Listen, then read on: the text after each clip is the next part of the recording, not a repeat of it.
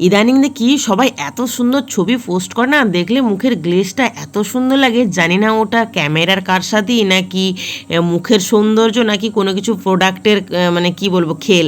তো যাই হোক, আমিও নিজেকে একদম বিউটি সুন্দর গ্লেজি করে তুলতে একটা জিনিস অর্ডার করলাম, সেটা হলো চন্দনের ডাস্ট।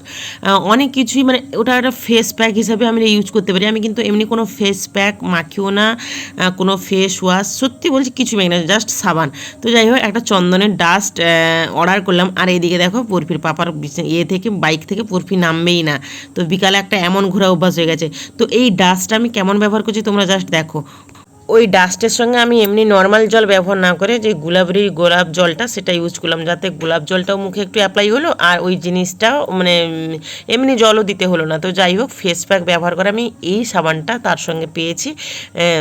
আহা হা, মুখটা দেখো জাস্ট কি গ্লো করছে। এবার আমি পার ডে করবো।